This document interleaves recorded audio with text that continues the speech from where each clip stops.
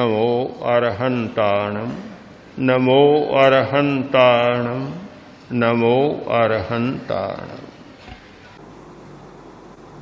मंत्र की साधना हिंदुस्तान में बहुत होती रही। हिंदुस्तानी लोग मंत्रों में बड़े पारायण रहे हैं। वैदिक परंपरा में, जैन परंपरा में, बौद्ध परंपरा में शाबर मंत्र, दूसरे दूसरे प्रकार के मंत्र बहुत चलते रहे हैं। किंतु मंत्र की साधना करने वाला इस बात को जानता है कि जब तक अपने आप को सुरक्षित नहीं बना लेता तब तक मंत्र की साधना खतरे से खाली नहीं होती। इसीलिए मंत्र की साधना करने वाला सबसे पहले कवच की रचना करता है, अपने कवच बनाता है। शरीर के चारों तरफ एक कवच रचना करता है और कवच बनाने के बाद फिर बाहरी उस पर कोई आक्रमण नहीं हो सकता। जैसे आप प्रेक्षा ध्यान करते हैं, एक एक शरीर पर, सिर पर, ललाट पर, आंख पर, कान पर, एक एक अवयव पर ध्यान करते हैं, वैसे ही मंत्र की साधना करने वाला एक एक अवयव की सुरक्षा करता है। तो अमुक देवता मेरे सिर की रक्षा करे, अमुक मेरे ललाट की रक्षा करे, अमुक मेरी आंखों की रक्षा करे। ऐसे एक एक रक्षा मंत्र पढ़ता पढ़ता पूरे शरीर का कवच बनाता है और फिर मंत्र की साधना में बैठता है। कवच के बिना कोई सुरक्षित नहीं होता। तो नियंत्रण की शक्ति एक हमारा बहुत बड़ा कवच है। जब यह नहीं होती कोई सुरक्षित नहीं होता। जिस व्यक्ति का अपनी आंखों पर नियंत्रण नहीं, जिस व्यक्ति का अपने हाथों पर नियंत्रण नहीं और जिस व्यक्ति का अपने पैरों पर नियंत्रण नहीं, कैसे सुरक्षित हो सकता है? जिस व्यक्ति का अपनी जबान पर नियंत्रण नहीं, कैसे सुरक्षित हो सकता है? चलता ही गाली बक देता है, या तो लड़ाई शुरू हो जाती है, मारपीट शुरू हो जाती है, या और कोई बड़ा उपद्रव शुरू हो जाता है। चलता ही किसी को पीट देता है, लड़ाई शुरू हो जाती है। कितना नियंत्रण होना चाहिए कि भी किसी व्यक्ति पर हाथ उठाना है तो 5 बार सोच लेना चाहिए कि उठाऊं या न उठाऊं, क्या परिणाम होगा। पूरा विमर्श पूर्वक काम नहीं होता, नियंत्रण पूर्वक नहीं होता। आवेश आया और मुक्का मार दिया, बड़ा अजीब होता है। आवेश तो हर आदमी में आता है और आवेश का काम है मुक्का मार देना। बस आवेश आया और मुक्का मार दिया, ये तो सहज काम है, ये तो हमारी स्वाभाविक प्रवृत्ति है। पर हर शिष्ट आदमी ने अपनी स्वाभाविक मनोवृत्ति पर नियंत्रण करना सीखा है कि मुक्का मार देना, ये तो आवेश कहता है कि मुक्का मार दो, पर वह सोचता है कि मारूं या न मारूं, क्यों मारूं, मारने का क्या परिणाम होगा, क्या कठिनाई बढ़ेगी। यह सूत्र बहुत जरूरी होता है, बहुत आवश्यक है। इस प्रकार की घटना आवेश में हो जाती है।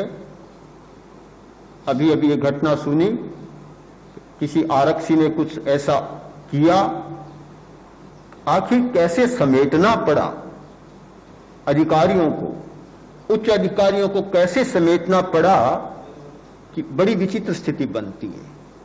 तो ये नियंत्रण की बात हमारे जीवन में बहुत आवश्यक है। एकाग्रता के बिना यह नियंत्रण विकसित नहीं होता। तो एकाग्रता का पहला परिणाम होता है नियंत्रण की शक्ति का विकास। दूसरा परिणाम है दक्षता का विकास, यानी कौशल, कुशलता बढ़ती है, एफिशिएंसी बढ़ती है। एक ही काम एक चंचल चित्त वाला व्यक्ति करता है और वही काम एक स्थिर चित्त वाला व्यक्ति करता है। दोनों की दक्षता में बहुत बड़ा अंतर आ जाएगा। दक्षता एकाग्रता के साथ जुड़ी हुई है। जिसका चित्त ही नहीं टिकता, कैसे अच्छा काम करेगा, कैसे वह कुशल बनेगा। कोई चित्रकार, कोई लिपिकार, कोई कलाकार, कोई अध्ययनशील व्यक्ति एकाग्र हुए बिना कभी सफलता को अवर्ण नहीं कर सकता। दक्षता उसकी नहीं बढ़ सकती। जितनी जितनी दक्षता बढ़ती है वह एकाग्रता के द्वारा बढ़ती है, एकाग्रता के बिना नहीं बढ़ सकती।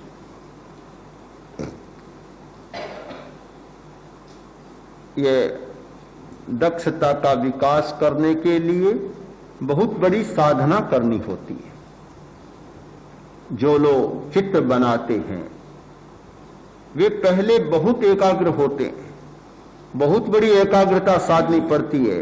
आप ये न माने कि ध्यान करने वाले को ही एकाग्रता की साधना करनी पड़ती है। एकाग्रता की साधना वे सब लोग करते हैं जो दक्षता प्राप्त करना चाहते हैं, चाहे किसी भी क्षेत्र में। आप तो स्वयं जानते हैं, निशाना लगाते हैं या बंदूक चलाना भी सीखते हैं, तो क्या एकाग्रता के बिना कभी हुआ है क्या ऐसा? हमारे यहाँ तो बहुत प्रसिद्ध बात है कि राधा वेद को साधा, यह साधा। किसने साधा? उस व्यक्ति ने साधा जिसने एकाग्रता से। द्रोणाचार्य पूछते चले गए, क्या देखते हो, क्या देखते हो?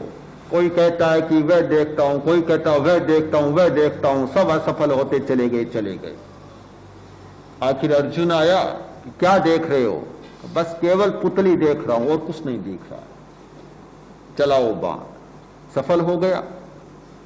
केवल वेद को देखने वाला, केवल लक्ष्य को देखने वाला तो सफल हो सकता है, और लक्ष्य के साथ 10 चीजों को और देखता है, गुरु पहले यह स्वीकार कर देगा कि तुम असफल हो गए, चलो बैठो, क्यों प्रयास करते हो? कोई अर्थ नहीं है प्रयास करने का।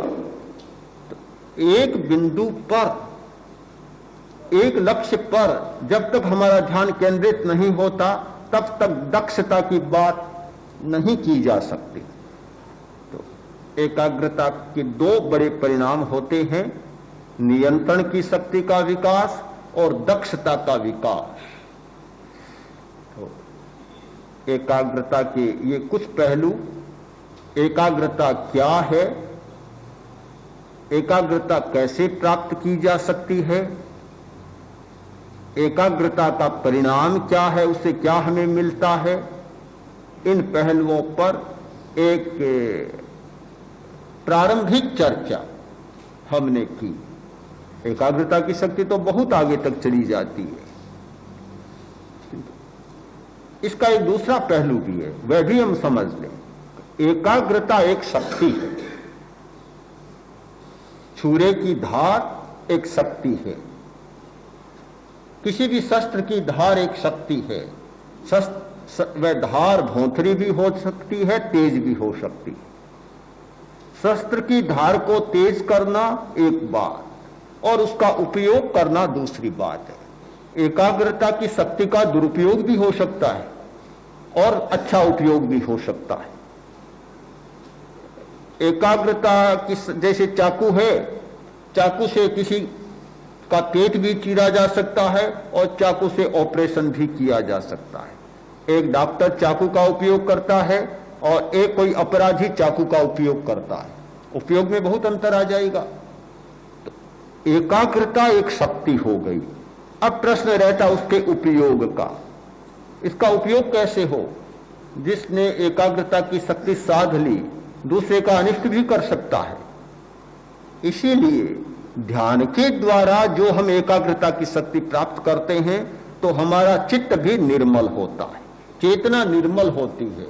जब निर्मलता और एकाग्रता दोनों बातें साथ आती है फिर किसी का अनिष्ट करने की बात नहीं होती, फिर उसका अच्छा उपयोग होता है।